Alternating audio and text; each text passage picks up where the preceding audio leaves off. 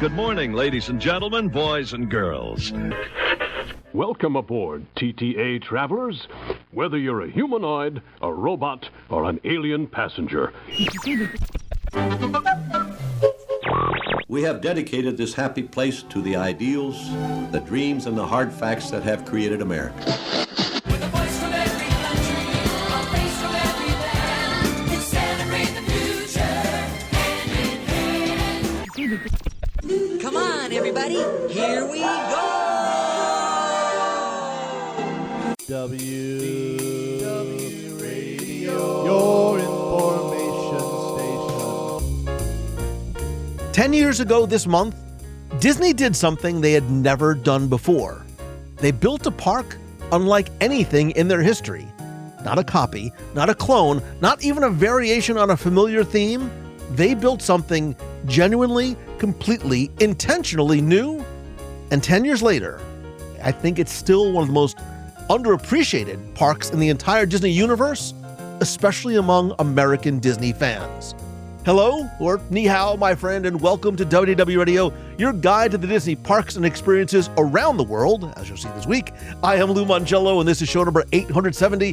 Whether this is your first time listening, or you've been with me for more than 20 years since the very beginning, thank you for being here and welcome home. Before we dive in, come join the community and conversation over in the WDW Radio Clubhouse over at www.radio.com/clubhouse. Watch and chat during the live show every Wednesday at 7:30 p.m. Eastern on Facebook and YouTube, and sign up for my free weekly email newsletter over at www.radio.com.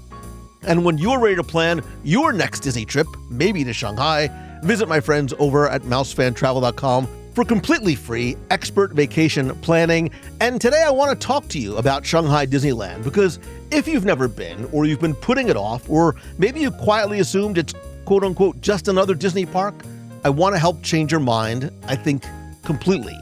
Shanghai Disneyland turns 10 years old this month, and I want to give you a sense of what that milestone means. Not in a press release kind of way, but in a very real human way, because I just came back, and on June 16th this year, the actual anniversary date, tens of thousands of guest and cast members from around the world gathered in front of the Enchanted Storybook Castle and sang Happy Birthday together. Bob Iger, former CEO, showed up as a huge surprise. Josh D'Amaro was there. Over 50 Disney characters were there. That's not a corporate event. That's a family celebration. And in October of last year, just over 9 years after opening, Shanghai Disneyland welcomed its 100 millionth guest.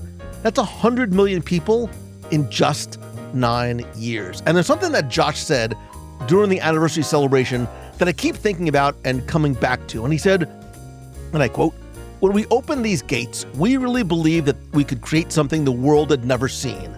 A place where Disney storytelling met Chinese culture in a way that was genuinely new. More than 100 million guest visits later, Shanghai Disney Resort stands as one of the company's proudest achievements. And as we celebrate the park's first decade and look to its next, what excites me most is that we're just getting started." Just getting started. We're going to come back to that, because I genuinely believe that right now, in 2026, Shanghai Disneyland may be the most exciting Disney destination on the planet. And I'm going to share 10-ish reasons why, and why this trip fundamentally changed how I look at the Disney parks. I'll explain, so sit back, relax, and enjoy this week's episode of the WDW Radio Show.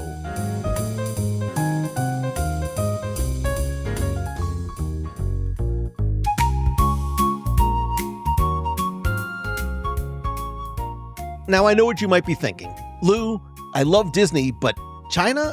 It's a long way to go for a theme park.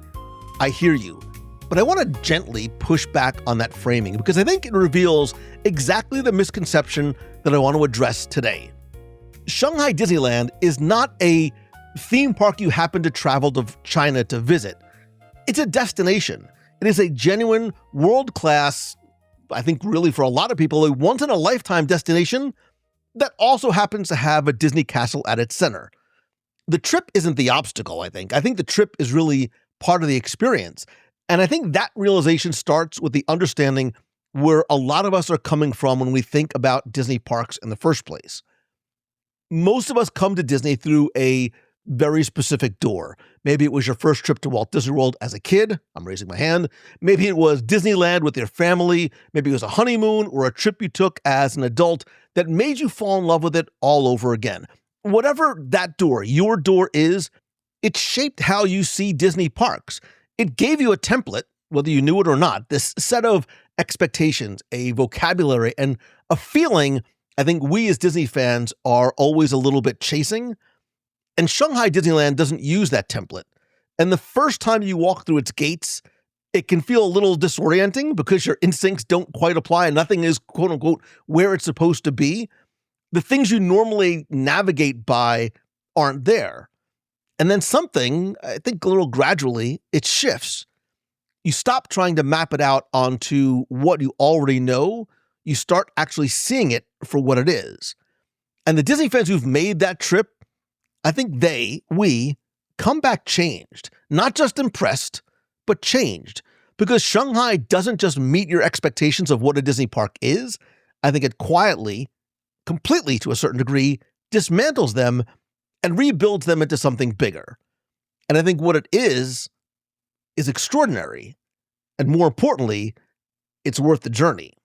So here are 10-ish, I'm going to try and keep it to 10, reasons that Shanghai Disneyland belongs at the top of your Disney bucket list, and why right now, during its 10th anniversary, is the perfect time to go and find out for yourself. And where I want to start, sort of number one on my list, is something that I just alluded to, is that Shanghai Disneyland very much does not feel like a copy of another Disney park. Every other Disney park in the world, to some degree, shares its DNA with Disneyland. I think Shanghai doesn't, and that was a very deliberate, I think very courageous decision. And I say courageous sort of half-jokingly because I always say, also half-jokingly, that if you want to make Disney fans lose their marbles, tell them that you're changing something, including but not limited to the entire layout of the park. And when Disney announced Shanghai Disneyland, I think a lot of people assumed it would follow the familiar formula. Main Street USA, the hub, a castle, Fantasyland behind it, Tomorrowland to one side. That's the template. It works. Disney has used it successfully for more than 60 years, and Shanghai threw it out completely. There is no real sort of Main Street in Shanghai Disneyland. Instead, you enter through this vast, open Mickey Avenue that functions more like, it's more analogous to like a European town square. It's very welcoming, but it doesn't have that same nostalgic American iconography that anchors every other Disney park. And I think that signals to you immediately that you are somewhere new and somewhere different. And then rather than funnel you directly towards the hub and a castle, you pass through into this garden of imagination, which is the Shanghai Disneyland version park of a central park. It is this beautifully landscaped, very open, almost like a retreat that serves as the crossroads to the rest of the park. There's classic Disney characters. There's this very serene, very natural beauty, which I really appreciated. There's this Fantasia-inspired carousel that exists nowhere else in the world. And yes, while there are shops along Mickey Avenue, their version of Main Street, I think the idea is not about you going shopping on your way in or even on your way out. It's about leading you into this garden. And I think that says a lot about what kind of experience they were trying to create. And it's funny because I kept on going back to the entrance and to and through Mickey Avenue just to sort of see where my natural tendencies would take me and how similar and different it feels and felt to Main Street USA.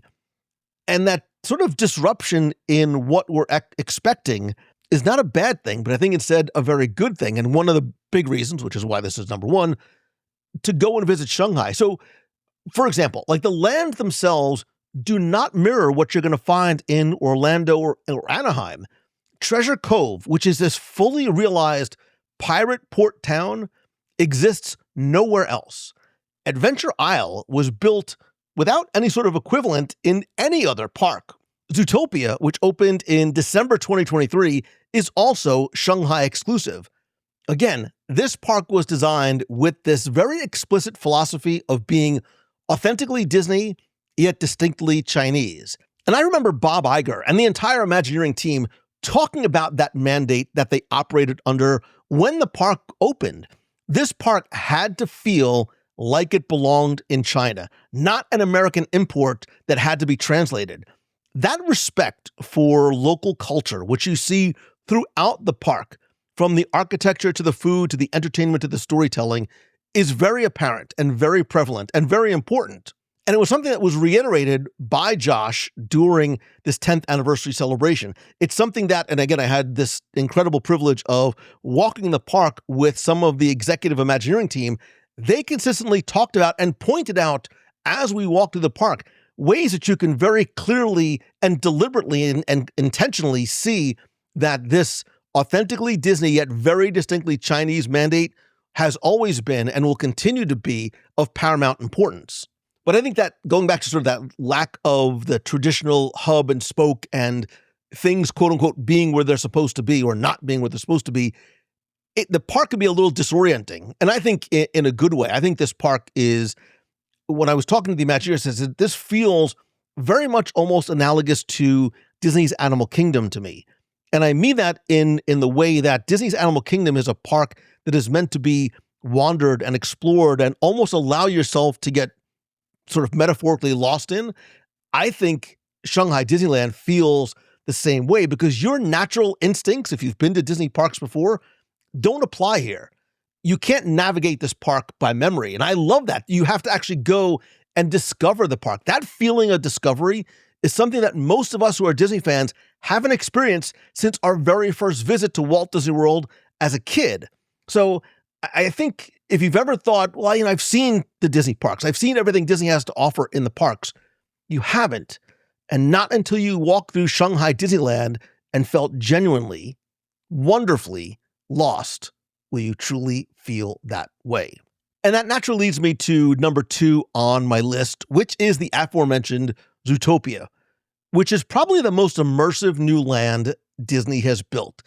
It's not just new. I think this represents some of the highest level of environmental storytelling Disney has ever achieved in a theme park. Again, it opened in 2023, late December, making it the only place on Earth you can step inside Zootopia's Tundra Town and Sahara Square. It's stunning. This is not like a movie set or like a themed overlay. It is meant to feel, and it does, like this fully realized living city. And the anchor attraction, Zootopia Hot Pursuit, uses this incredible roaming ride system. Again, the vehicles move through these scenes dynamically, not on a fixed track, so you don't ever feel like 2 ride experiences are identical. I rode the attraction twice, and each ride felt a little different. And I think the attraction itself is both an engineering and storytelling breakthrough because the sheer detail, not just on the attraction, but I think really in the land, is wonderfully overwhelming in the best way. It is a treasure trove of Easter eggs and photo spots, from newspaper headlines to neon signs, the architecture that blends dozens and dozens of animal world design influences. There are so many cool Easter egg. Pig Hero 6, the billboard, I need that on a t-shirt. Disney's Imagineers had years to obsess over every inch, and it shows. And again, the attraction itself, I don't think is the star of the land. I think the land is the star of the land. It's that same feeling I got the first time I stepped into Cars Land at Disney California Adventure. It's how I felt walking into San Francisco Street on the Disney Adventure and watching the way guests interacted with the land. There were almost longer lines for the photo opportunities, and there's not like single places that you go and line up for. Everything is a photo op spot. Like, this is an Instagrammer's dream place because there are so many spots that people literally were lining up to take photos in front of these lampposts that had 3 different height walk and don't walk signs for little animals to, medium sized to street signs that are for dress.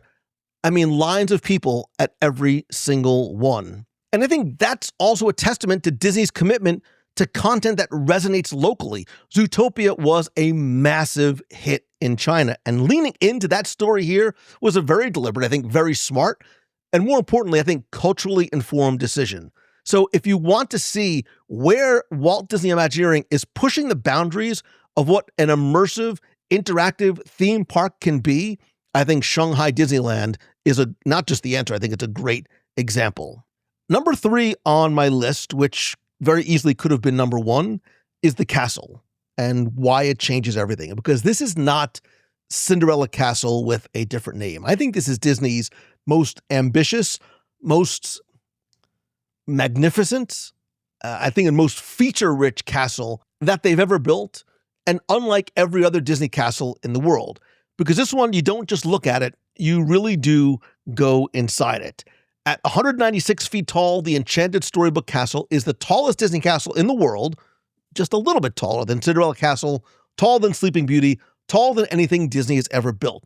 But the height is, I think, the least interesting thing about it, because this castle celebrates not 1, not 2, but all of the Disney princesses. The interior features design elements and artwork representing the full breadth of the Disney princess canon. From an architectural perspective, it blends that European fairy tale iconography with, again, subtle but distinctly Chinese design elements. There's gold filigree, red accents, important colors in Chinese culture. There is this jade green roofline. It's unmistakably Disney, but also unmistakably unique. And at night, this castle transforms into something else entirely. Illuminate, which is a nighttime celebration, combines projection mapping, which they were able to design really this castle for, as opposed to putting projection mapping on older castles before the technology existed. They built this castle knowing that that technology existed, and I think it's reflected when you see the projections on it. You'll understand what I mean. But there's also fountains and lasers and fire and music in a way that I think ranks among those breathtaking nighttime spectaculars in any Disney park around the world. And right now, during the 10th anniversary celebration, it's bigger, it's brighter. There's a special grand finale added exclusively for this year. So if you go now, you get the anniversary mission, which is not nothing. I think that's another reason to go this year specifically. But I think the thing that changes everything about the castle is it is an attraction, not just an attractor. It's not just that weenie in the center of the park. The Once Upon a Time Adventure is a walkthrough experience inside the castle where, unlike Disneyland, you step through the magic mirror and into Snow White's enchanted fairy tale world. These classic scenes come to life around you in these very elaborate, very theatrical set pieces that has this, like, there's an emotional finale to it. And there are moments of genuine wonder. And I think this is one of those easily overlooked experiences that sneaks up on you, and was also, I think, at the time, a genuinely radical idea when the park opened, making the castle itself a truly immersive experience and an attraction rather than just a stage or a backdrop for parades and photo opportunities. Because I think in most of the other Disney parks around the world, the castle it's the weenie, it is the photo backdrop, but in Shanghai, it is a destination. And right now, for the 10th anniversary, the castle stage is also home to what they call the Heart of the Magic, which is a brand new daytime show that takes you through this journey through 9 different Disney stories with beautiful sets and songs and characters who are also making their Shanghai debut. Again, another experience that exists only right now, only this year.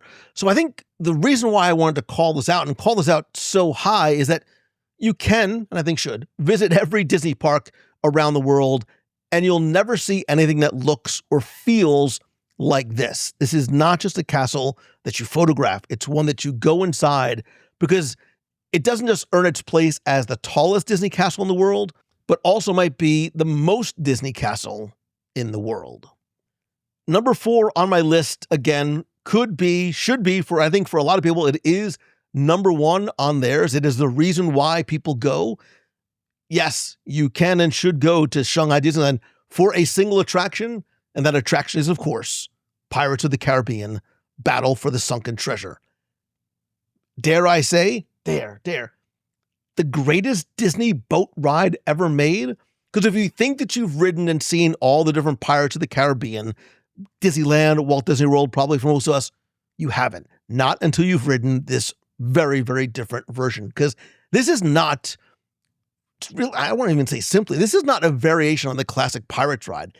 It is an entirely new, original experience that uses the Pirates franchise as a launching point, but I think then, like the rest of this park, exceeds every expectation that you probably bring into it. This attraction doesn't feature a gâteau on a track. This is a trackless boat technology, meaning that your boat moves and pivots and spins and positions itself dynamically through the scenes rather than following that fixed channel.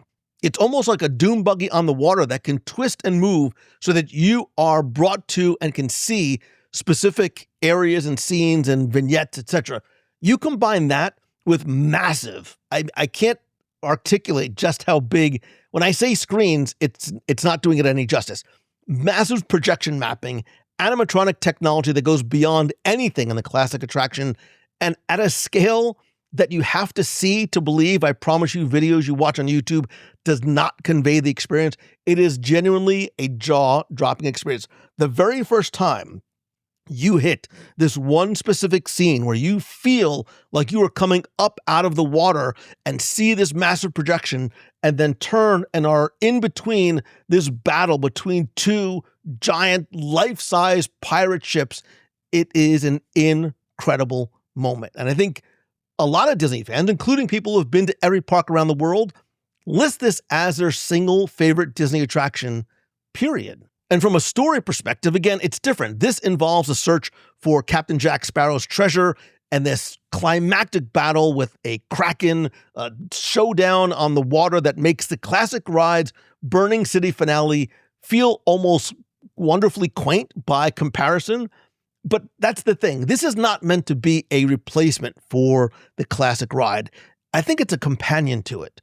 And if the original Pirates of the Caribbean is the song you grew up and are continuing to grow up loving, the Battle for the Sunken Treasure is what happens when a master composer takes that melody and then builds this full, rich symphony all around it. And I think the attraction itself is just the beginning of the land of Treasure Cove. It spreads across 5 different, very richly detailed neighborhoods. And throughout the day, you'll see pirates roaming freely throughout the port, creating mischief, engaging guests. There are seemingly impromptu confrontations and street performances and battles around every corner on ships and on the water. The land itself is a living show. You are not just riding this single attraction or going to a shop or going to a restaurant, of which they have all, and then walking out. You are inside a pirate world that never stops performing. And if you were to snap your fingers and go to Shanghai Disneyland and ride only one thing, this is it. Because this attraction is going to redefine what you think and understand a Disney attraction can be. And then you stay in Treasure Cove long enough to let that world around you surprise and delight you. Number 5 on my list is, again, something I very easily could have put first. I had a very tough time. This is in no particular order, by the way. I probably should start off. This is in no particular order because I very easily could have put any or all of these first. But number 5 is another land, and this is Adventure Isle. And this is on the list for a number of reasons, but because this is a land where Disney asks something of you. Shanghai has a land that requires your participation, and I think rewards you for it in a way that no other Disneyland does. This was one of the park's original land, which was inspired by, I think, some of those pulp adventure stories that Walt loved, explorers and hidden temples and ancient mysteries. Think Indiana Jones meets Jungle Cruise meets National Geographic meets the serial adventure series that Walt grew up watching.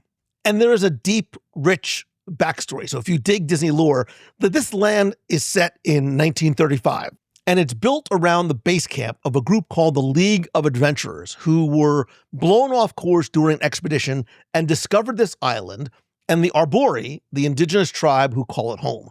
The Arbori welcome them, and ever since, more adventurers have been arriving. That's the world you are stepping into, and Disney committed to it fully.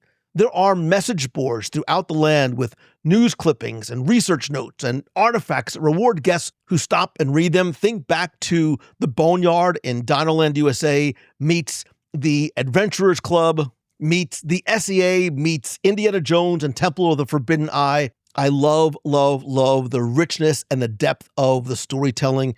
You could spend the entire day, and I wish I could have, just wandering this land and picking up these details and Easter eggs and piecing together like a giant jigsaw puzzle, the details and the characters of this story. But the centerpiece, literally and figuratively, of the land is Roaring Mountain, which is known in the Arbori language as Aputaku. And this is a massive volcanic mountain that is alive with geysers and this sort of natural, almost drama that rises up from the center of the land like something that is very ancient. It is barely contained. It is this weenie that you see off in the distance that draws you in. And there's waterfalls and mists, and you can just close your eyes and listen to the sounds. It creates this atmosphere that makes you feel like you've stumbled into something that was here long before they built a park around it. And that's really what I want to talk about here, because I think the thing that surprises people most about Adventure Isle, and the thing that I think is most worth your time when you're there, is the ropes course, the challenge trails at Camp Discovery. I'm smiling, and if you know, you know, built into and around the mountain itself, the challenge trails takes you over river gorges and waterfalls and these sheer cliff faces through caverns and across suspension bridges and up into the rock face of the mountain itself. And I want to be very clear about something. This is not something that you ride. It's not something you see from a distance. It's not something you casually walk through. This is for guests who are at least 3.5 feet, 106 centimeters tall. So I just make it. This is not a kid's play structure. This is a genuine physical challenge that is designed for older kids and teens and adults. This takes you places in the park you simply cannot get to any other way. There's not one. There's not two. There are 3 different rope courses in and around Roaring Mountain, and thankfully, 3 different levels to choose from at each challenge, which I think makes the attraction as accessible as it can be to anybody who is mobile, who doesn't have a fear of heights, because you go genuinely high, but it still offers this very genuinely challenging path for those who want them. Once you get into the queue, you not only choose your path, but you choose your level of difficulty. You put your valuables into a locker, you get fitted into a harness by a cast member, you hook onto this overhead safety system. If you've ever done the Wild Africa Trek at Disney's Animal Kingdom, think that same type of harness and system, and then you go off and start exploring. And I think Disney did something that was very smart, which is all the lines run parallel. So you can move alongside your group, but at certain intervals, so you direct your harness into the section that you want. So you literally choose your own adventure and make your choices and create your own experience as you go along the way. When I say this is genuinely thrilling, I mean it. I remember the first time we did this when we did an Adventures by Disney to China and Shanghai back in 2017. And it was a hot, very wet, rainy day. It's Shanghai. And I remember being on this attraction, not believing where I was and that this was taking place in a theme park, because as you're walking through and going up, you can look down at this incredible structure and terrain from above. You are really hiking through this incredible scenery. You go into this dig zone. There's ancient artifacts. There's all kinds of caves with old paintings. There's Echo Cavern. There's River Gorge with carvings and cave art. There's a Hidden Falls Chamber, which is this beautiful crystalline cave behind this ginormous waterfall. And then you climb right next to the waterfall on truly wet stones. When I say this is a unique experience for a Disney park, I am understating the obvious. And when you ascend the mountain, because you are climbing the mountain, the views of the park that open up beneath you are breathtaking. You can see just how wide and vast Adventure Isle is spread out beneath you. You can see Treasure Cove in the distance. You are literally standing above the world of Shanghai Disneyland, looking down at it from inside the landscape. And I think here's what makes this so distinctly un-Disney in the best possible way. Nobody is doing this for you. There is no ride vehicle. There is no narrator. There is no choreographed, pre-programmed movement where the music swells and the lighting changes and you're told how to feel. It's just you and the mountain and whatever you sort of brought to it. And I love the fact that this experience is entirely yours in a way that I think nothing else in a Disney park can claim.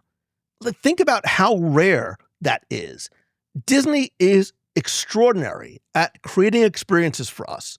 Very carefully designed, meticulously controlled, emotionally engineered experiences where every detail has been considered, every single beat has been planned. That's part of Disney's genius. But the ropes course inverts that completely. Disney built the environment. You build the experience. You decide how far to go, how fast to move, whether to stop on a rope bridge or just look out over the jungle and take it in and breathe for a minute. The magic here is entirely self-generated. And I also want to say this directly because I think it needs to be said. If you are physically able to do this, adults should do this. I know the instinct for a lot of adults sometimes is to watch the kids do it and then stand below and take pictures. If you go with family, if you go with kids, don't do that. Go on the course. It is incredibly safe. Obviously, safety is paramount in any Disney park worldwide. It does not change here. Because the person I think that comes down from those trails is not the same Disney parks fan who went up. And I mean that. I think there is something about physically navigating something that is challenging and difficult, something that asks real of your body and your nerve, like because you are high up, but you're inside a Disney park. And I think it unlocks a feeling you didn't know was available to you there. It is exhilarating in a completely different way than a roller coaster is, because I think you have to earn that. And if you're saying, yeah, but I have young kids, they're too young, they're too small for it, have no fear. There is a junior explorers camp, which is a separate play area in that same area designed specifically for younger adventurers. But I love that this is not an afterthought. It's not just sort of like a soft ground play area that they can go run in and run around. Here, there are 3 different, very distinct zones of natural environments, each inspired by Disney and Pixar stories. There's the wild savanna of The Lion King, the ocean world of Finding Nemo, and the cloud-high adventures of Up. They have their own set of ropes courses and climbing towers and slides and stair challenges. Young guests get their equally exciting and thrilling, but their own version of the adventure, sized and designed specifically for them. That's the thing I love about how Disney approached this. They didn't build one experience and then scale it down for kids. They built 2 genuinely distinct experiences that exist in the same world, honoring that same spirit of exploration, but designed for completely different guests. The adults go up the mountain. The kids have their own mountain. Nobody in the family is left standing on the sideline watching somebody else have fun. This goes back to Walt. He wanted to create a place where parents and kids and families can have fun together. That is exactly what this mountain does. Obviously, kids under 7 have to be accompanied by somebody who is 16 or older. So this is a place where a parent or older sibling can go in with the little ones while another adult tackles the challenge trails. You can split the group, meet back at the base camp. I think it's a beautifully designed solution to, I think, one of the external challenges of a theme park trip with mixed age families. And I think Shanghai Disney Resort does very, very well. But wait, there's more. That's not just what is in Adventure Isle. There is Tarzan, Call of the Jungle, which is a live theatrical production set in a fully realized jungle environment. This, I think, is one of the most spectacular shows in any Disney park around the world. I'll talk more about entertainment in a minute, but Adventure Isle's show is worth singling out because here it belongs to this land in a way that few Disney shows, I think, belong in their settings. This land represents Disney's willingness to design something that requires participation, not just observation.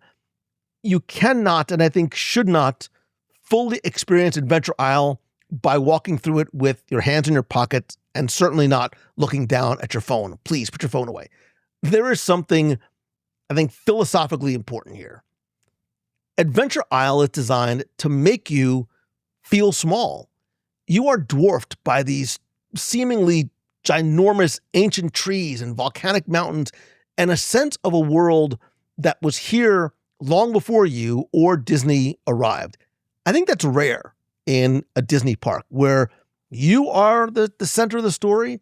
I think here you are meant to feel like the explorer in somebody else's world. And I think this land reminds you that Disney parks, at their best, are not spectator sports.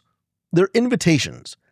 We talk about wanting to have fuller, richer, deeper, more interactive, more personal stories. That's what this is. And you don't need high tech. You don't need a device or a screen to do it. This land invites you to explore, not from, sitting in a ride vehicle, not from a seat in a theater, but with your own two hands and your own 2 feet on the side of a mountain above this world. The adults go up the challenge trails. The kids conquer the Junior Explorers Camp. Then you meet for all the amazing food that this land has to offer and go meet Duffy and friends. And then you meet back at base camp with a story to tell. Do not skip it. Do not watch this from below. Pirates is a thing that I think attracts a lot of people to Shanghai Disneyland. I think this land, this attraction, the challenge trails at Camp Discovery should rank right up there with one of the reasons to go to Shanghai.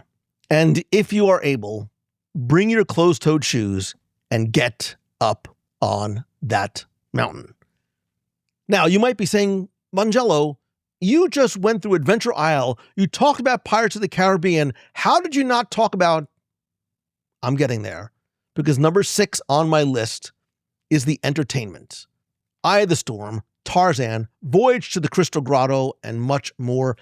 Shanghai Disneyland's live entertainment and experiential offerings represent Disney at its, I think, most theatrical, most spectacular, which is a word I think we use to describe this park a lot, and most committed to the live performance art form.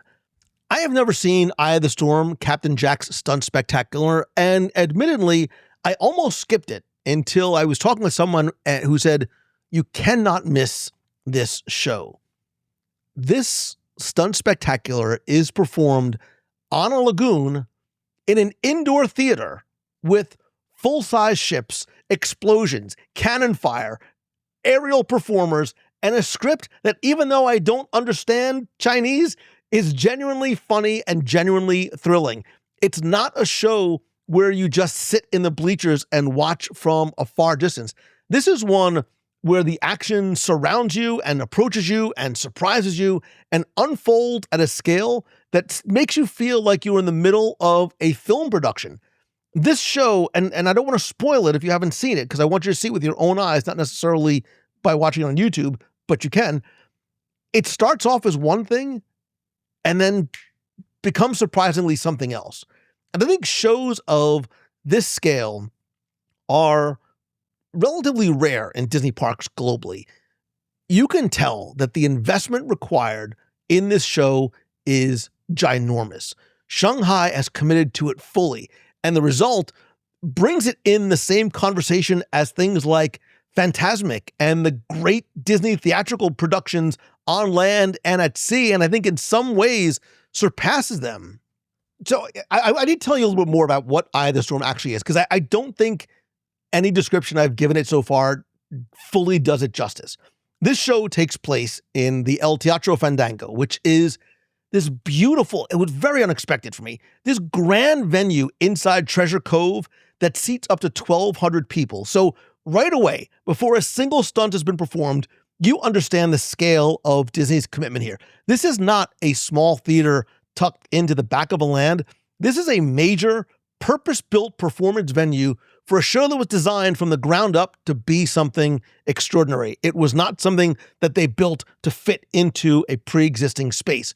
The story, from what I can understand, revolves around Captain Jack's escape from the British Royal Navy, and there's this climactic battle in the Eye of a Storm, and I want to talk about that climax specifically because I don't think it's anything that I or anybody else who has never seen it before is prepared for. And I was so amazed that I did a little digging, and Disney worked with a company called Aerodium Technologies to create this custom-built, one-of-a-kind, open recirculation wind tunnel technology built directly onto the show stage. Let me translate that for you. Think of like those indoor skydiving simulations. That's what they built. What does that mean in real life? This is a real raging tornado, like an actual tornado on stage with live performers fighting, sword fights, and like wrestling inside the vortex. This is not a simulation. It's not a projection. It's not a lighting effect. There is a real column of wind powerful enough to lift performers in the air. There's no nets, there's no ropes, there's no harnesses, and a cast of acrobats and stunt performers were trained to work inside it. Disney's own creative team said they always wanted to create a real raging tornado on stage and have live performers fight in it, and they found a way to do it. This show has been performed more than 10,000 times at Shanghai Disneyland since opening day in 2016. 10,000 performances with a wind tunnel every single time. And I know I talked earlier about how Pirates is different than the Pirates of the Caribbean attractions here domestically in the States. The show features Captain Jack confronted by Redhead, who is this beautiful original character, but obviously a nod to We Want the, and then by the Royal Admiral and his men. And there's great sort of exactly what you would hope for. There's this swashbuckling sword fights and stunts and that raging storm finale. And the detail of that, I mean, there's a lot of details that I love. And again, I had no idea what they were saying, and you don't need to. The show actually opens with a fake Jack Sparrow appearing on stage. Then the real Jack Sparrow appears, and they get into this competition with each other. Like, the bit works, it's funny, it's clever. I don't know what they're saying again, but you can clearly see that it sets this tone of humor and self-awareness that carries through the show. And then when that action and that real danger escalates in the second half, and what you think is the theater sort of opens up to become this giant sea battle, it really earns its place. And I think that wonderful contrast between this, what you expect, and I think subverting expectations when you first sit down and go, oh, this is going to be this type of show. It's not. And don't let the fact that the show being performed primarily in Chinese throw you. I think Disney very clearly made a deliberate creative decision to really showcase not just the movement, but the facial expressions and the effects and the stunts so heavily that the story is fully understandable, even if you don't know, hi, I'm Lou, a single word of the language. It's not an accident. I think it's very intentional, very thoughtful, very inclusive by design.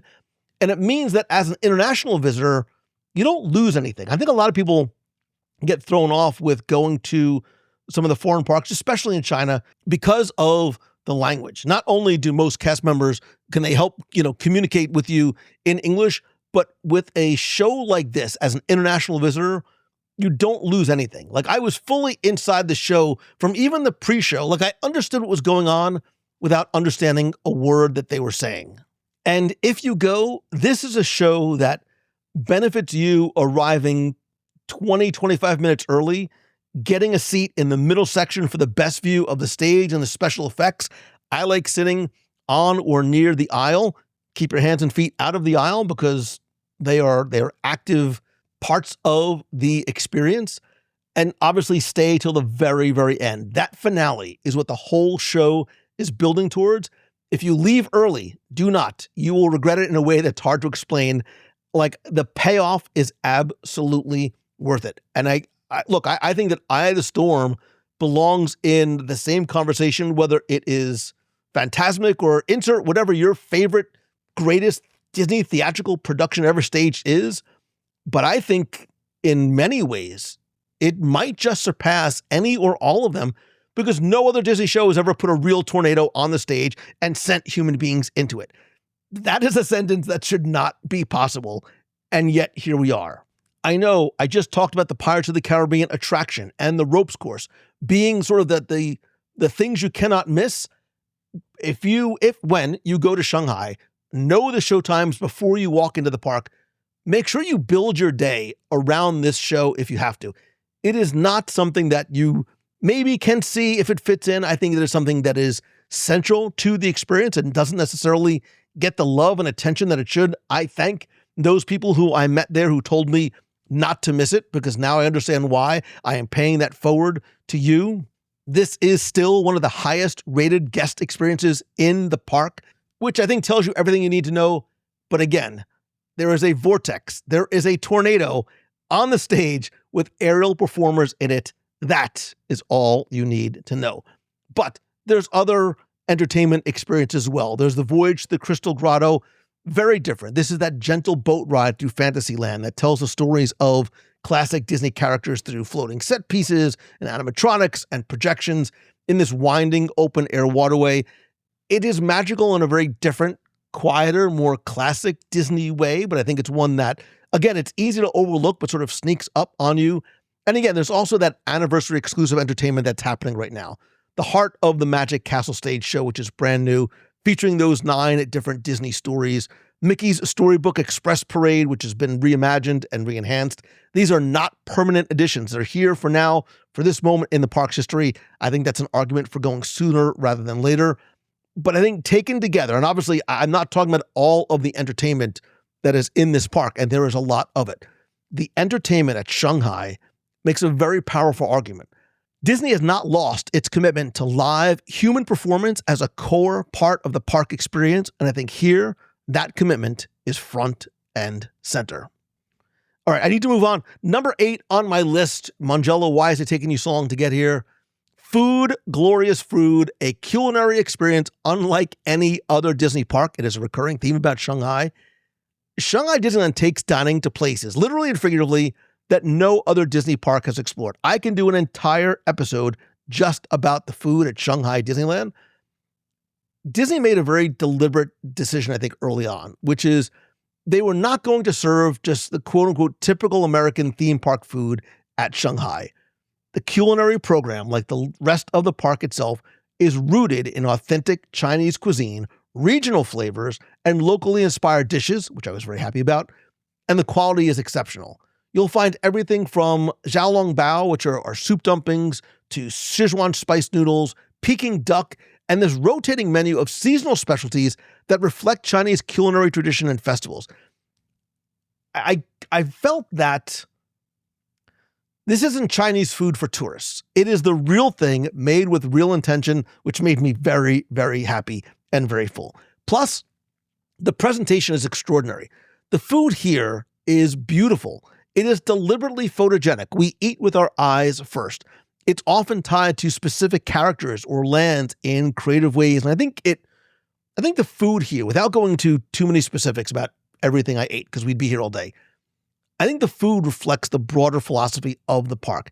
Everything here is designed to feel very well considered, very specific, very intentional. And even the quick service options, of which I tried as many as I possibly my stomach would allow. Like, corn dogs and chicken tenders are not the default here. And again, that choice represents Disney's respect for the local food culture. And all right, I have to take you on a little food tour because I think the specifics matter here. Let's start off with the snacks and why they matter. Shanghai Disneyland, like Tokyo, offers exclusive popcorn flavors you're not going to find anywhere else in the Disney universe. They have a Mickey Mouse hand bun, which is a steamed bun shaped like Mickey's gloved hand, filled with this delicious, succulent, pulled braised pork. Comes with chips on the side. It's adorable. It's delicious. It is uniquely Shanghai, and it's the kind of thing that makes you stop and go, why don't we have this everywhere? In Zootopia, they have the Popsicle, Pawpsicle. It's a paw-shaped ice pop available from a number of vending carts. It's tart, it's light, it's completely on brand for the land it lives in. It is this like 2-minute interaction with a piece of food, but it also helps deepen your immersion in the world of Zootopia. Also, while you're there, there's Jumbo's Cafe, which is run by the elephant ice cream shop owner from the film. They serve giant jumbo pop chocolate-covered marshmallows, an oversized big donut. Again, it's not sort of the normal snack you'd find everywhere else. It's a specific place from a specific story, serving food that makes the narrative sense in this world. Over in Treasure Cove, there's the Snackin' Kraken. I just like the name. Here you can get grilled squid and fish balls with Sichuan peanut pepper sauce at a Disney park in a pirate land. Trust me, try the squid. It works perfectly because Treasure Cove is a port, and in a port, that world would absolutely have street food like this. This is not like a joke novelty. The grilled squid here and in Hong Kong, it's a thing. It's a real thing. I tried it in Hong Kong. There are sit-down restaurants as well. Barbossa's Bounty in Treasure Cove is, again, one of those atmospheric dining experiences where you're eating inside a Pirates of the Caribbean themed dining room. There's, like you see in Disneyland, there's views of the boats that drift into the ride's entrance. There's a signature barbecue rib and grilled meat dish, which is fantastic. This is not sort of, cafeteria food with a pirate hat on. This is a real meal in a real themed setting over in the Royal Banquet Hall, which is located inside the Enchanted Storybook Castle. This is the signature dining experiences of the park. It is a fairy tale feast. There's Disney princess theming everywhere. There's characters appearing throughout. If you are going to do the one sit-down memorable meal at Shanghai, this is probably the one. This, again, as I mentioned earlier, makes this castle feel even more alive because you're not just walking through it, you get to eat inside it. And what I love about this park is you don't need to sit down to have a genuinely good meal.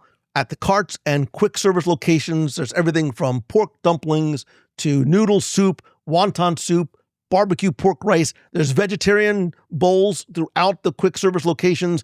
These are not, again, Americanized novelty versions. These are real versions of real dishes available at affordable theme park prices. And I think this reinforces what the Disney parks culinary scene is. Like, food is not logistics. It's not fuel, right?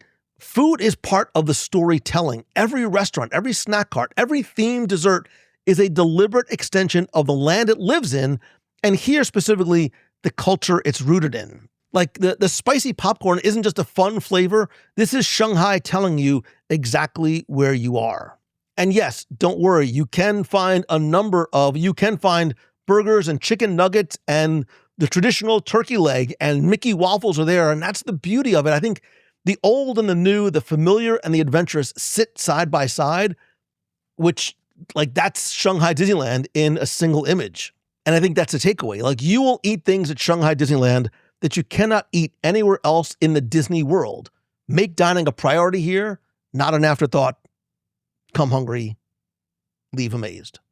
Speaking of amazing, nice segue, Mongello. Number 8 on my list is the people. And I'm not just talking about the cast members, but the guests and the atmosphere that they create together. I think for a lot of people, traveling overseas, traveling to unfamiliar places, traveling to places where the language and the people and the culture is very unfamiliar is very scary to a lot of people. And it's understandable. But the human element at Shanghai Disneyland, which I paid very, very close attention to, and I mean both the people who work there and the people who visit, really creates an atmosphere unlike anything you'll find in a Disney park in the West. And that's not a bad thing. That's a good thing. And I talked to a number of cast members and executives, and I didn't realize that Shanghai Disneyland opened with a cast member group that had, in many cases, never worked in a theme park, not a Disney theme park, any theme park before. Disney essentially built their service culture from the ground up in China, training thousands of young Chinese men and women in the art of Disney hospitality. And what's emerged a decade later is something remarkable. I think that there's a cast member culture here that blends Disney's legendary service traditions with a genuine local pride in what this park represents. These are not folks who are just going through the motions. I think they are very invested in the experience in a way that is palpable from your first and every interaction that you have. And I really felt that this time. And I was very, very hyper aware of it and looking to see what those interactions were like. Even if I didn't understand the language, I was made to feel very welcome, very comfortable if I was trying to figure out what to order or how to pay, whatever it might be. And I think I want to sort of put a number on that sense of pride that you can tell cast members have. This resort has created more than 15,000 direct jobs. These aren't just like These are careers. These are lives built around the single mission of creating happiness. We know what that feels like, right? We can sense it in Walt Disney World and Disneyland and Disney Cruise Line. And when you feel that same energy from a cast member whose language you might not understand in Shanghai, that's what's behind it. And, I wanted to share something from the anniversary celebration that really stuck with me. On the morning of June 16th, before the park even opened, thousands of cast members gathered on Mickey Avenue and in the Gardens of Imagination for a commemorative group photo. Josh D'Amaro was there, Bob Iger surprised him, and they cheered for the cast members, for the people. And I think in a moment that says everything I want to say about this park, a group of cast members who had worked at Shanghai Disney Resort since the very first day were invited up on stage during the birthday celebration, recognized in front of tens of thousands of guests. The applause that they received was sustained. It was warm. It was authentic. These people who have spent a decade creating magic for strangers, on this day, the strangers were able to say thank you in a very public way for them. And one of the things I think that we consistently hear, and I've talked to other guests who have been to Shanghai before. I experienced it the first time we went with our WDW Radio group, ABD, nearly 10 years ago. The cast members at Shanghai go out of their way, sometimes dramatically so, I think, to make moments special. Yes, the language barriers exist, of course, but the smiles and the patience and the problem solving bridge those gaps beautifully. I never, and I was mostly solo during this trip, I never at any time felt awkward or uncomfortable or out of place. Sometimes that single look, a nod, a smile, a bow, whatever it is, makes all the difference. And it's not just the cast members, it's the guests as well. And we talked about this when we talked about the Disney adventure. When you go into another country, when you go, which I sort of feel metaphorically is going into somebody else's home, there are differences. There are cultural differences, there are language differences, but visiting a Disney park where the majority of the audience is experiencing it through a completely different cultural lens is very eye-opening. The things that move them, the characters that they respond to, Duffy and Friends, I'm looking directly, squarely at you. The moments where you see pure joy on a stranger's face who doesn't speak the same language as you, like, you get it. Like, it's the same thing that moves you. And sometimes it's beautifully different in the way that things resonate with them. But either way, it continued to remind me, because I walked around just trying to observe a lot. It reminds me, and I think us, of something that's critically important, which is the language of Disney is universal, even when we don't share a written or a spoken language. And I think the magic of Shanghai Disneyland is not just the rides and the castle and the food. It is the people. It's the ones who work here. It's the ones who visit alongside you. And I think when you go in open to that and experience it, you're going to have an even better time. Number 9 on my list is, when I was looking at Shanghai Disneyland and trying to take it in totality, not just where it's been in the last 10 years, but where it's going, this really, I think, is reflective of Disney's newest philosophy of design and maybe helping to create a blueprint for the future. Shanghai Disneyland is not just a great park. I think this is a statement by Disney about what Disney believes a theme park can and should be. And I think this points toward where this entire company is headed. Look, I think every Disney park reflects the philosophy of the era in which it was built. Disneyland was about Walt's belief in storytelling through environment. Epcot is that post-war optimism about technology and world culture and the future. Disney's Hollywood Studios reflects that moment when behind-the-scenes glamour was the attraction. And Disney's Animal Kingdom reflects, I think, the maturing of Disney's environmental consciousness. Shanghai, I think, reflects something different. And, sort of having time to reflect on my 32-hour trip home, it's fine. It was wonderful. The belief that a theme park can be of its place, not just built in a location, but genuinely belonging to it. And what I mean by that is this. The stories told in a park should resonate with the people who live nearby as deeply as they resonate with visitors who flew 14, 16, in my case, 53 hours door to door to be there. It's true. It's fine. It's cool. I loved it. I think it also reflects a technological philosophy. Shanghai was built with the trackless ride system, the roaming vehicle technology, this seamless, beautiful projection mapping, this environmental storytelling that represents state-of-the-art in theme park design. Zootopia's Hot Pursuit, Pirates' Sunken Treasure. These are not just great attractions. They are demonstrations of what the medium can achieve. And I think that there is a creative philosophy at work.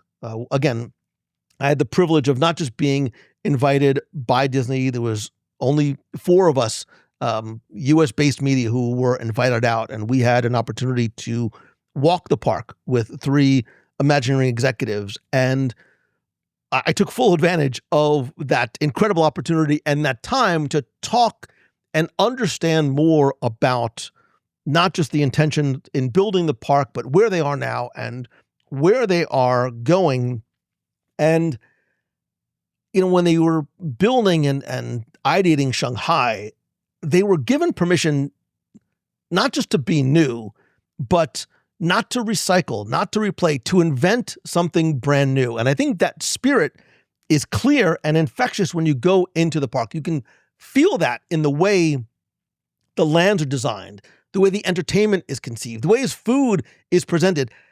Everything here feels like somebody's original idea and was given space to breathe. It reminds me very much of Tokyo Disney Sea. And I think that matters for fans because I think it tells you something about the company. When Disney is at its best, it doesn't just repeat and recycle what's worked.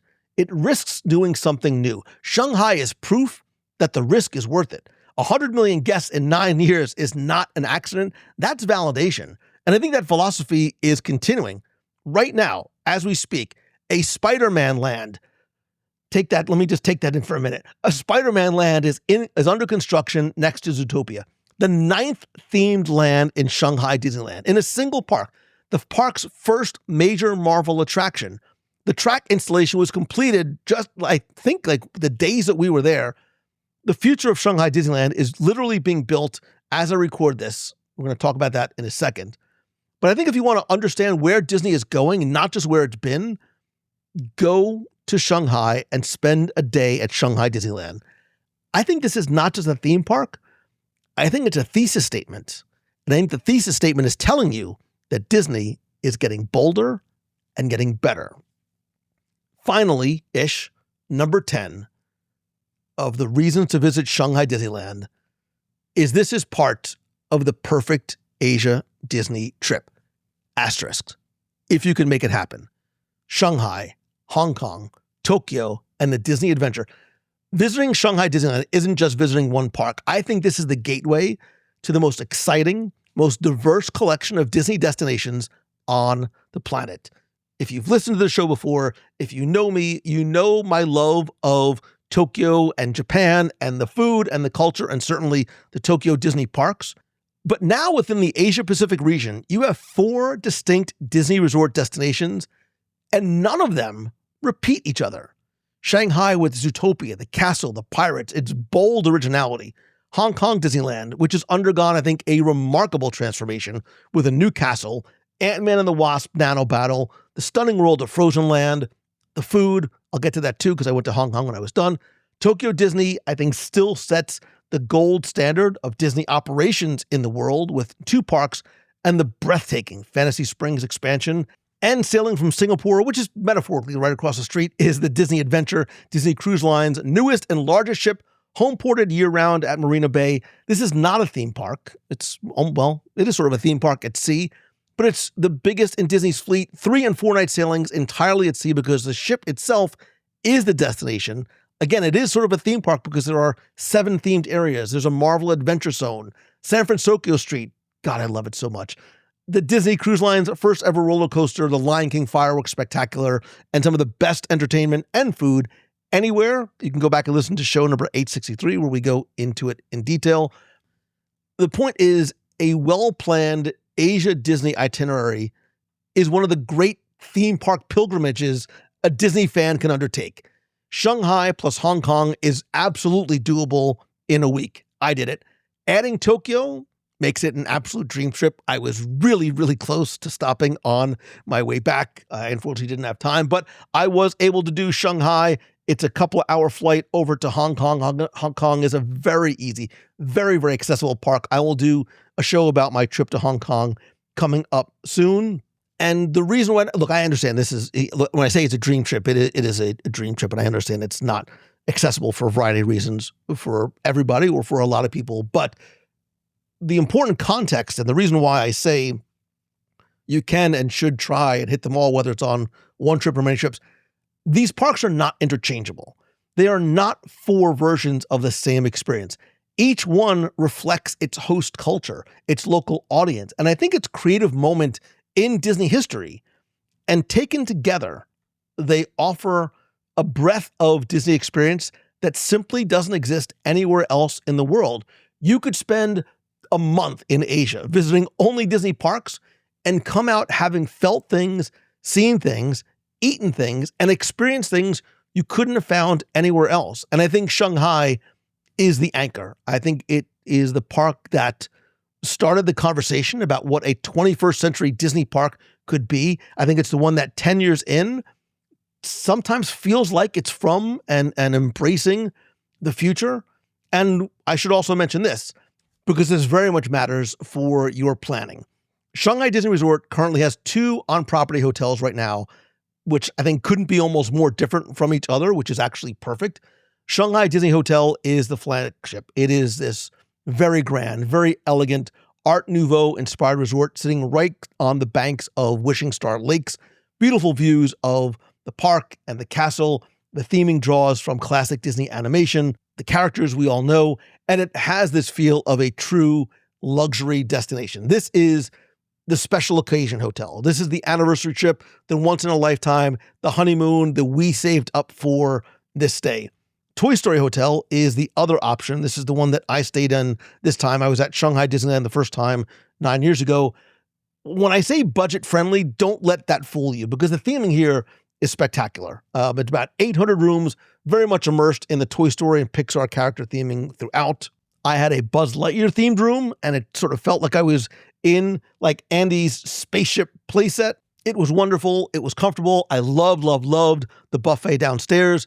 The cost is much different than the Disneyland Hotel, but you still get a lot of the same perks, including early park entry. There's complimentary shuttle service to the parks. And I think more importantly, that feeling that you are fully immersed inside the Disney world from the moment that you wake up. But a brand new third hotel is coming. They announced the name during the anniversary celebration.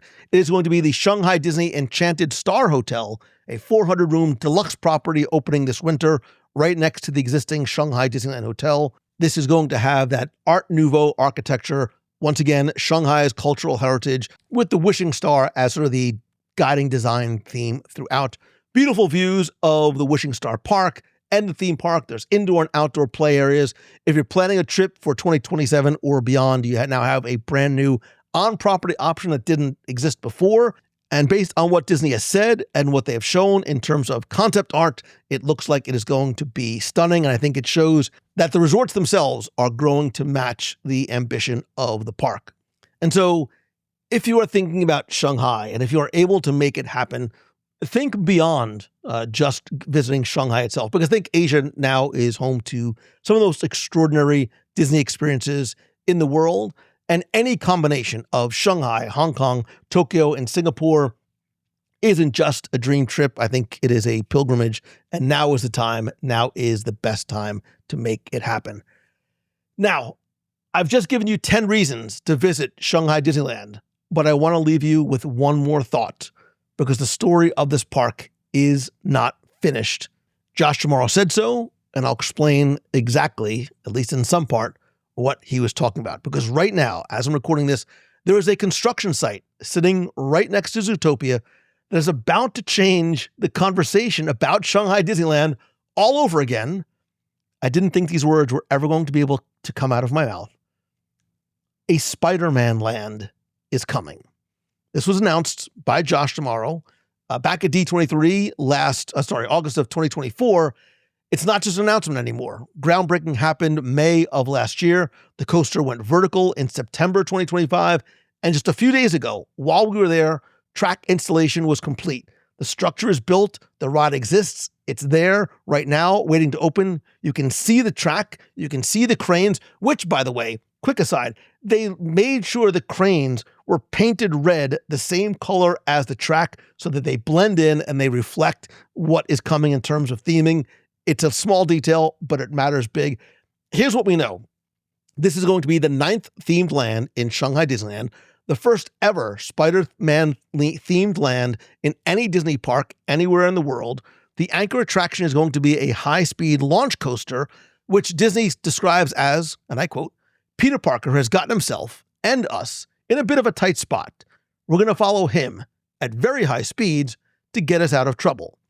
If you look at the concept art, it shows guests chasing Spider-Man through what appears to be an Avengers campus-like setting, with the Web logo visible on the ride vehicles and surrounding crates. That's the same Web storyline that we've seen at Web Slingers at Disney California Adventure and Disney Adventure World in Paris. Disney is building a connected Spider-Man universe across its parks, and Shanghai is about to become the centerpiece of it. And based on the construction documents, it looks like it's going to be a launch coaster, maybe with forward and reverse elements, which, and I am admittedly a huge, huge Spider-Man fan. Are we looking at the makings of the single greatest Disney coaster ever built? ? They haven't announced an opening date as yet, but the track is now complete. The name hasn't been confirmed, although the words Web Launcher appeared on a construction beam. Take that for whatever that might be worth. It might just be the best accidental spoiler in Disney history, or it's just something that they wrote on a beam. But here's what this means for you.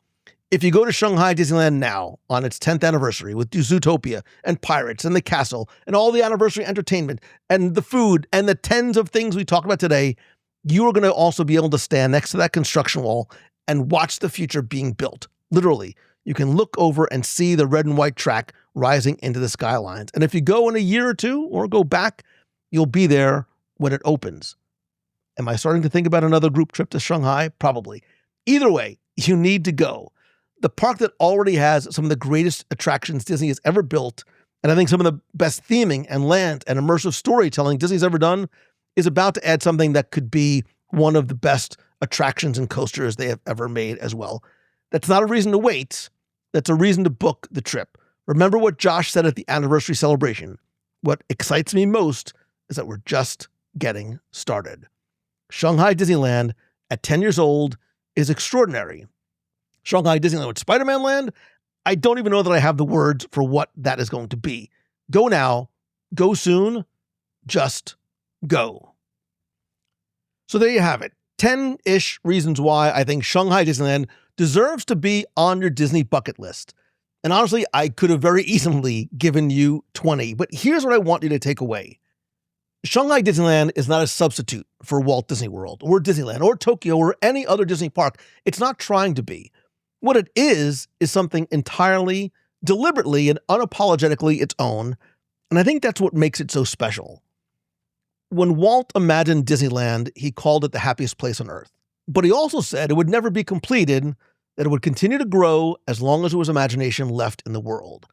Shanghai Disneyland is proof of that vision.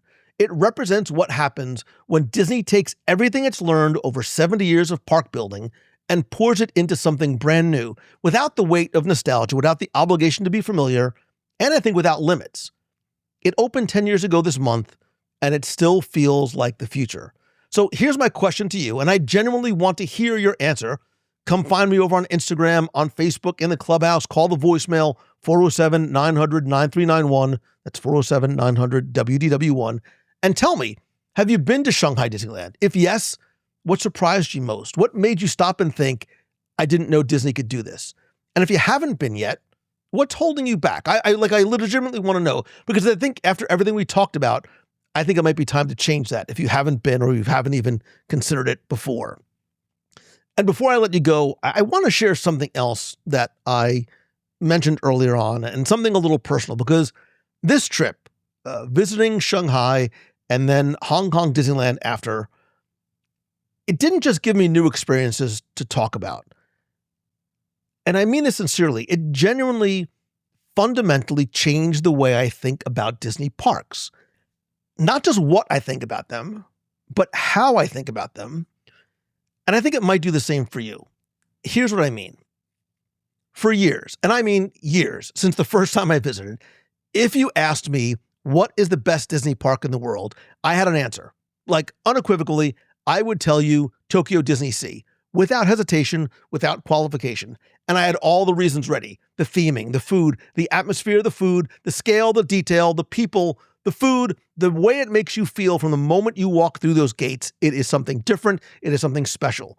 The way it tells stories through architecture and environment in a way that no other park on earth quite matches. I stood behind that answer completely. I was confident in it.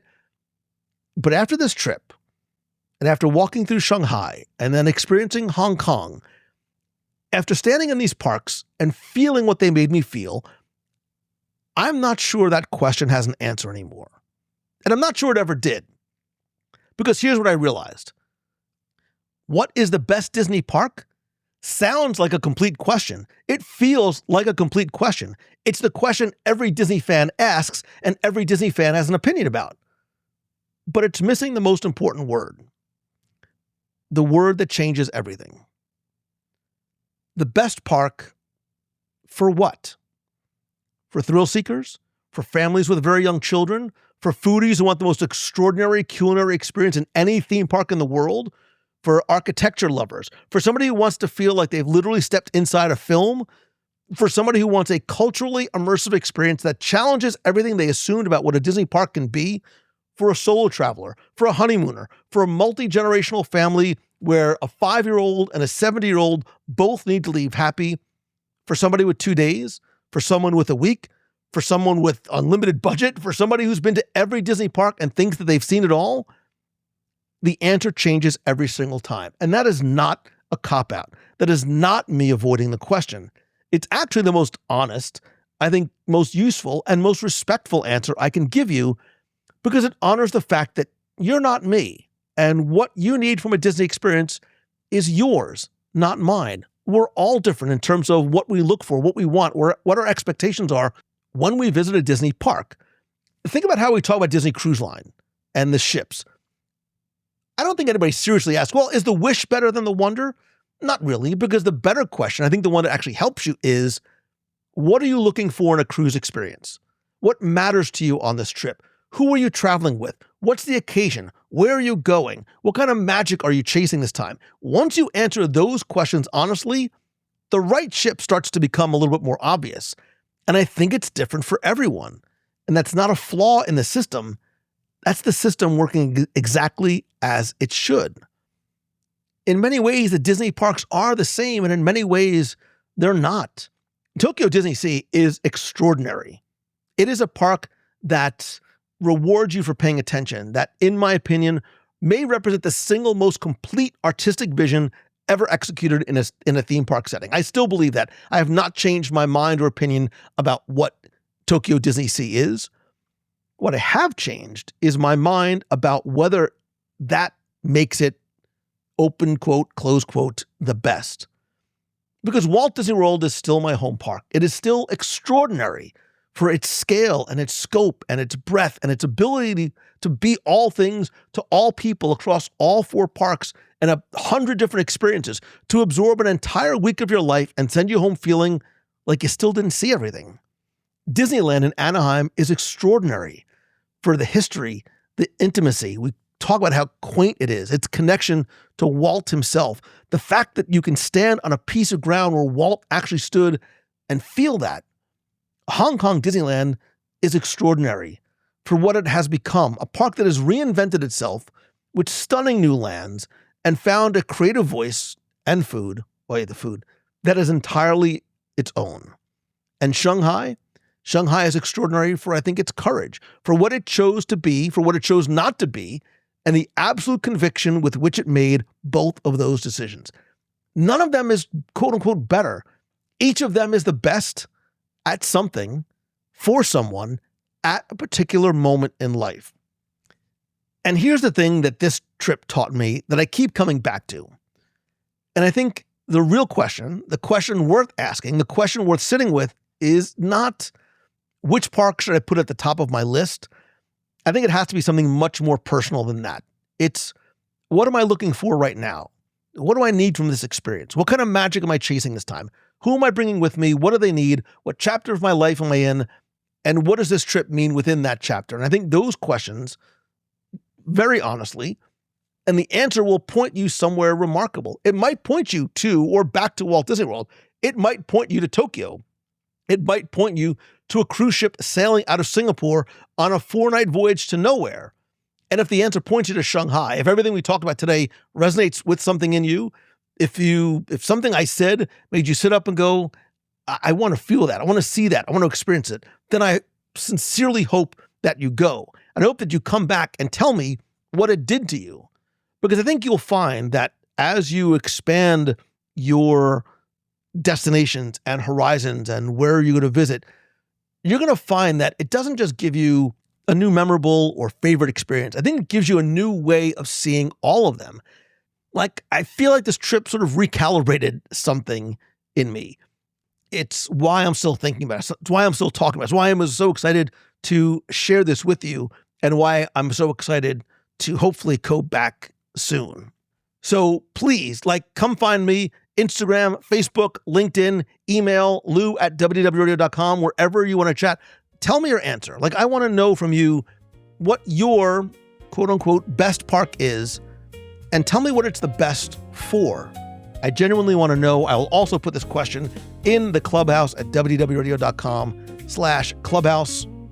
And once again, thank you. No, look, none of this happens. These trips, these experiences that I am so fortunate and blessed to share with you don't happen without you. And I sincerely appreciate that. I was one of 4 domestic journalists that was invited out by Disney to Shanghai to experience this anniversary celebration. I do not take that opportunity and responsibility lightly, and it is certainly not lost on me.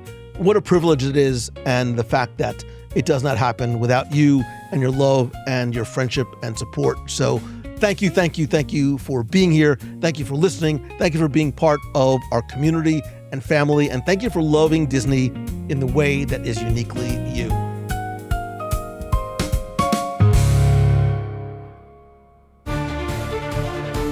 It's time for our Disney Trivia Question of the Week, where you can test your knowledge to see how well you know the magic, history, and hidden details of Disney. If you think you know the answer, you can enter via our online forum for a chance to win a Disney prize package, which may or may not be coming from Shanghai Disney. But before we get to this week's trivia question, let's go back, review last week's, and select our winner. So last week, I was at ESPN Wide World of Sports in Walt Disney World talking to Jesse Cole, the founder of Banana Ball. And your question last week was to tell me what Major League Baseball team once held their spring training at Walt Disney World for nearly 20 years. So first, thanks to all of you who entered, got this one correct, and know that the answer was, of course, the Atlanta Braves, because from 1998 through 2019, they called the ESPN Wide World of Sports complex at Walt Disney World their spring training home. Fans could come watch Grapefruit League games just minutes from the theme parks, making Disney one of the most unique spring training destinations in all of Major League Baseball. Anyway, I took all the correct entries, randomly selected one. Last week, you were playing for a WWRO keychain, stickers, pin, a new patch, and a mystery prize that I brought back for you from Shanghai Disney. And last week's winner, randomly selected, is Sherry Franklin. So Sherry, congratulations. I will get your prize package out to you right away. And if you played last week and didn't win, here's your next chance to enter in this week's Walt Disney World or Shanghai Disneyland Trivia Challenge. So among some of the many unique attractions that are home in this park, Shanghai Disneyland also has a full-size walk-through hedge maze in Fantasyland. And your question this week is to tell me what Disney film inspired it, and just for fun, as a bonus, tell me who, can you meet at the center? What Disney film inspired the full-size hedge maze in Fantasyland in Shanghai Disney? Now, I'm going to give you until July 5th to answer this week's trivia contest question by going to www.radio.com, clicking on this week's podcast, using the form there. Again, you're going to play for the keychain, stickers, pin, patch, and a mystery prize also that I brought back from my trip to Shanghai and Hong Kong Disneyland. So good luck and have fun.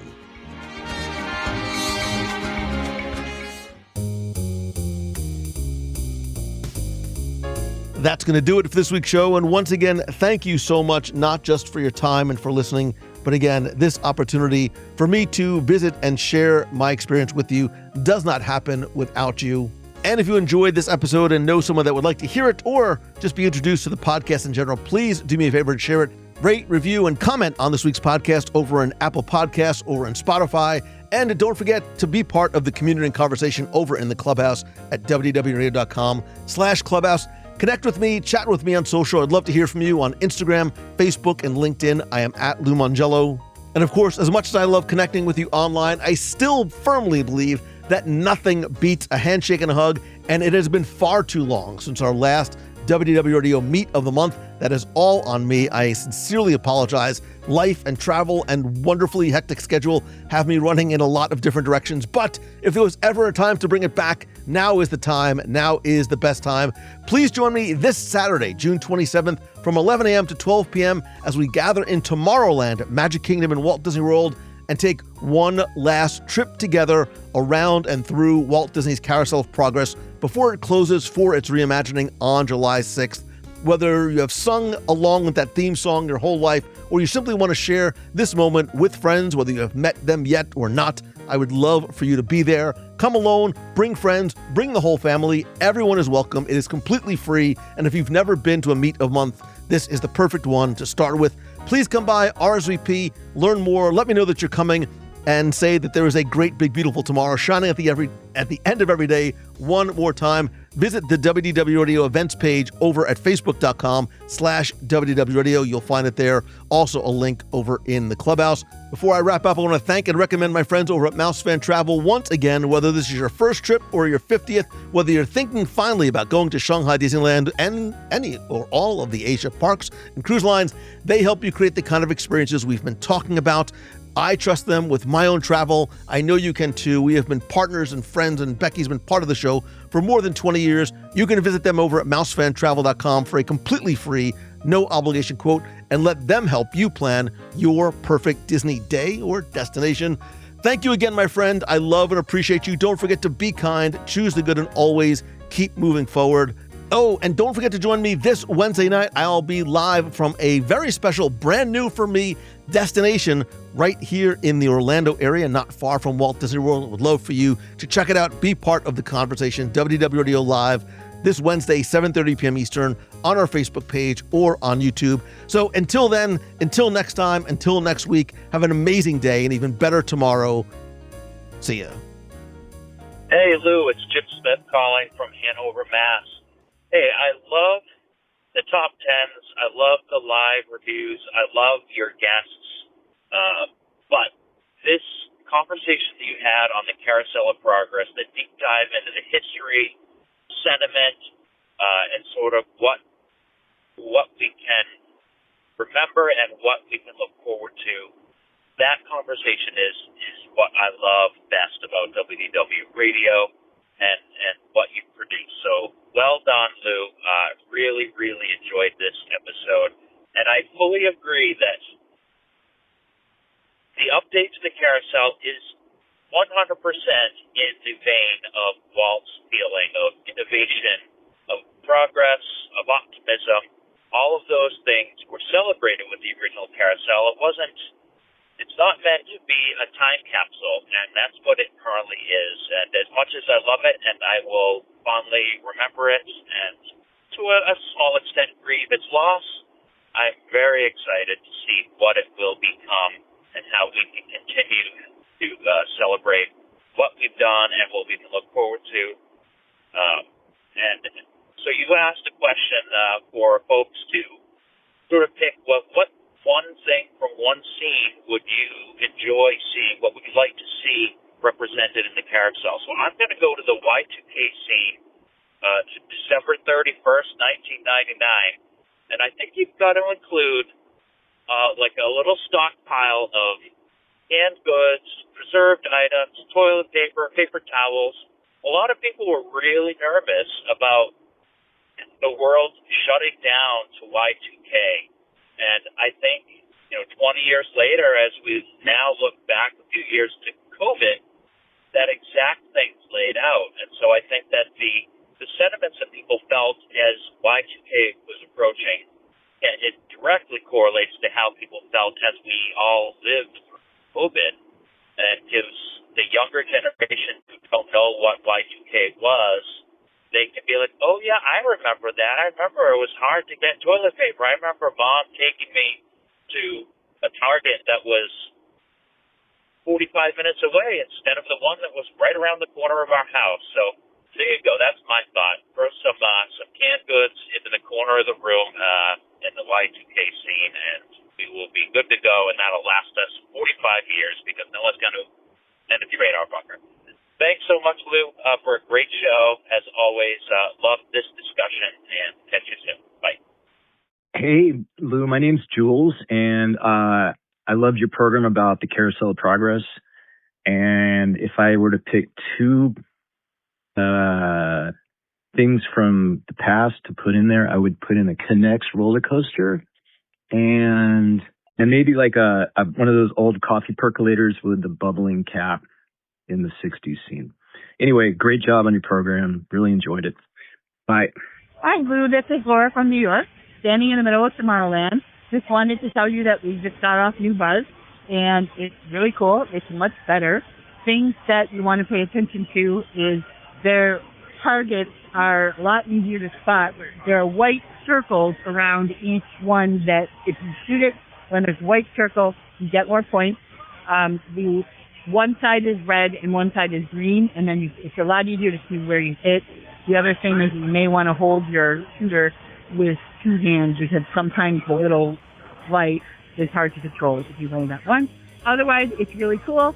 Enjoy it, and we're going to enjoy our day in the Magic Kingdom. Bye.